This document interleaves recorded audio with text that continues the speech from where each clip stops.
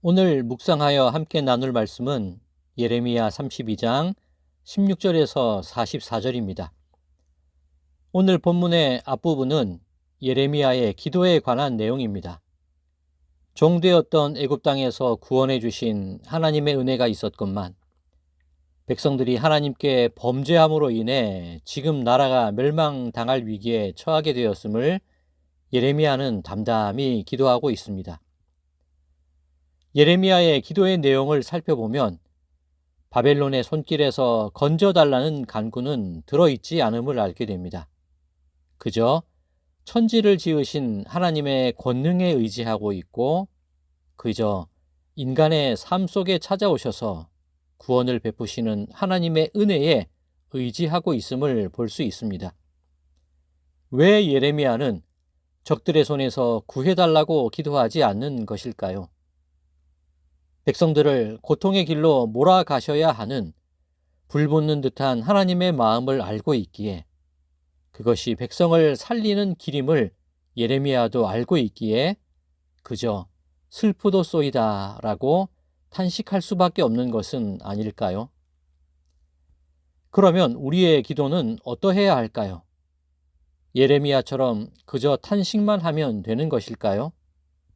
고난과 고통 속에 처하게 되었을 때 우리는 무엇을 간구해야 하고 어떻게 기도해야 할까요? 오늘 본문의 다음 장인 예레미야 33장에는 우리가 좋아하는 기도에 관한 말씀이 있는데 예레미야 33장 3절입니다. 너는 내게 부르짖으라. 내가 내게 응답하겠고 내가 알지 못하는 크고 은밀한 일을 내게 보이리라. 이 말씀을 읽을 때 왠지 가슴이 벅차오름을 느끼게 됩니다. 하나님께 부르짖으면 내가 상상하는 것 이상으로 크고 놀라운 것을 응답으로 받게 될 것이라고 기대합니다. 그런데 이 말씀이 그런 뜻일까요? 표적을 구했던 유대인처럼 우리도 무언가 신비하고 은밀한 것을 기대하며 기도하고 있지는 않습니까? 하나님께 부르짖을 때에 내가 응답으로 받게 될 크고 은밀한 일은 대체 무엇일까요? 바벨론으로 끌려간 포로 중에 우리가 잘 아는 한 사람이 있는데 바로 다니엘입니다. 다니엘이 나이 많아 늙게 되었을 때 예레미야서를 읽게 됩니다. 그리고 포로 생활 70년이 지나면 다시 유대 땅으로 돌아가게 될 수 있다는 사실을 그제서야 알게 됩니다. 이제 길어야 3년만 있으면 고향으로 돌아갈 수 있다는데 이때 다니엘의 마음은 어땠을까요?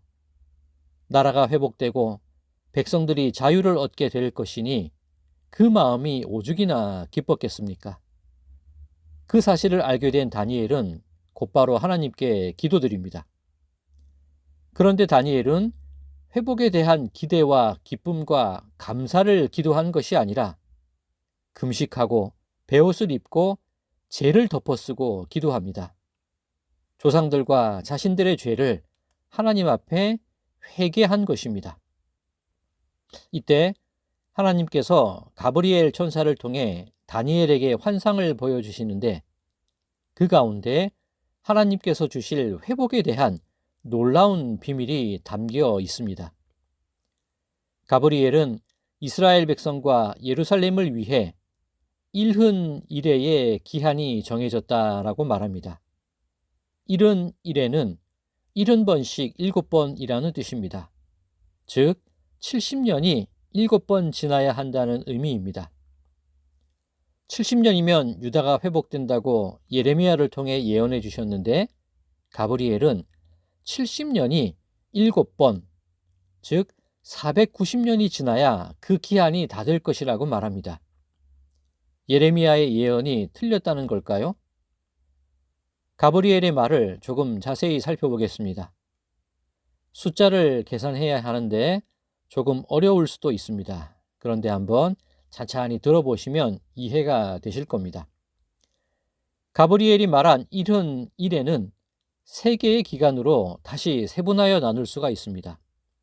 그중 2개의 기간에 대해 먼저 살펴보겠습니다.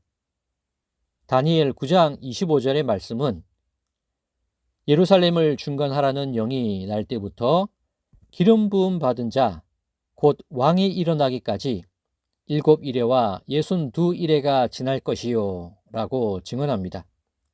여기서 첫 번째 기간은 느헤미야에 의해 예루살렘 성벽이 재건되고 에스라에 의해 말씀이 다시 선포되고 가르쳐지기까지 7일에, 즉 49년이 지나야 한다는 의미입니다. 그 다음 두 번째 기간인데 기름 부음 받은 자, 즉 메시아, 예수님께서 메시아 되심이 드러나는 때까지 62일에, 즉 434년이 지나야 한다는 의미입니다. 다시 말해 예루살렘으로의 귀향이 허락된 날로부터 483년이 지나면 메시아가 오실 것이라는 것을 뜻하는 것입니다. 다니엘서 9장 25절은 그때의 예루살렘의 모습을 묘사하고 있는데 그 곤란한 동안에 성이 중건되어 광장과 거리가 세워질 것이며 라고 증거합니다. 이제 나머지 한 개의 기간이 남았는데 그것은 다니엘 9장 26절이 증거하고 있습니다. 62일의 후에 기름 부음 받은 자가 끊어져 없어질 것이며 장차 한 왕의 백성이 와서 그 성읍과 성소를 무너뜨리려니와 그의 마지막은 홍수에 휩쓸림 같을 것이며 또 끝까지 전쟁이 있으리니 황폐할 것이 작정되었느니라. 즉 기름 부음 받은 자가 끊어져 없어진다는 것은 예수님께서 십자가에서 돌아가실 것을 의미하는 것이며 한 왕의 백성이 와서 성읍과 성소를 무너뜨린다는 것은 로마에 의해 예루살렘 성전이 무너지게 될 것을 나타내는 것입니다. 그리고 홍수에 휩쓸림 같을 것이고 전쟁에 의해 황폐하게 된다는 것은 돌 위에 돌 하나 남지 않고 무너질 성전과 예루살렘을 나타내는 것입니다.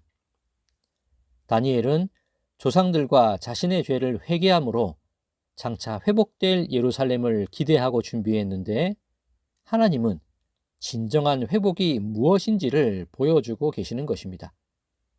자, 그러면 예레미야 33장 3절에서 말씀하시는 부르짖을 때 받을 응답, 우리가 알지 못하는 크고 은밀한 일이 무엇을 뜻하는지가 분명해집니다. 하나님께서 예레미야를 통해 회복과 소망을 선포하셨는데 그것은 이스라엘이라는 한 나라가 다시 세워지는 것만을 의미하지 않습니다. 진정한 회복은 예수 그리스도의 십자가를 통해 주어지는 생명의 회복, 즉 구원입니다. 그 구원은 아무 값 없이, 아무 공로 없이 우리에게 선물로 주어지게 될 것인데 그것이 바로 크고 은밀한 하나님의 응답입니다. 오늘 말씀을 나누는 가운데 드렸던 질문이 하나 있습니다. 고난과 고통 속에 처하게 되었을 때 우리는 무엇을 간구해야 하고 어떻게 기도해야 하느냐에 관한 것이었습니다. 우리는 눈앞의 문제로 근심하며 기도합니다.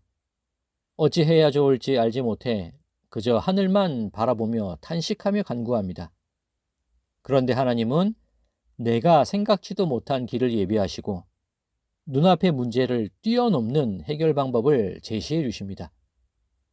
그런 경험이 반복되다 보면 어느새 눈앞의 문제를 놓고 기도하는 것이 아니라 내가 어떻게 해야 예수님을 바르게 섬기는 것일지, 내가 어떻게 해야 하나님의 기쁨이 될지 그것을 간구하는 때가 오게 되더라는 겁니다.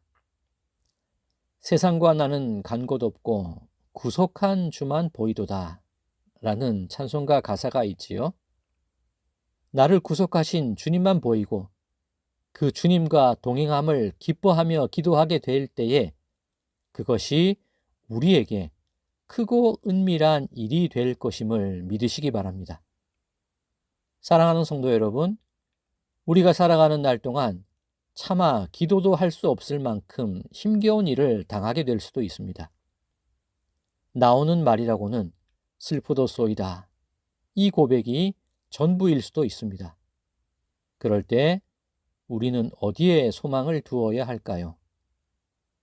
그저 하늘만 바라보고 눈물 짓는다 하더라도 하나님은 분명 우리의 마음을 아시고 우리의 탄식에 귀를 기울여 주실 것이고, 성령님은 말할 수 없는 탄식으로 우리를 위해 친히 간구해 주실 것이며, 예수님은 구원이라는 참 소망을 우리에게 회복시켜 주실 것입니다.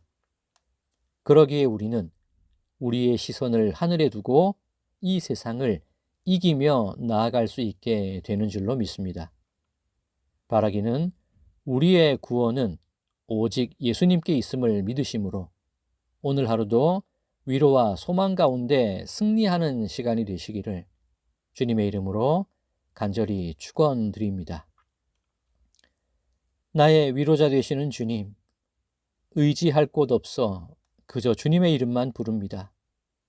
내 마음과 형편을 아시는 주님께서 내 삶을 고치시고 내 인생의 빛이 되어 주시옵소서. 나의 소망이 되시는 예수 그리스도의 이름으로 간절히 기도드리옵나이다. 아멘.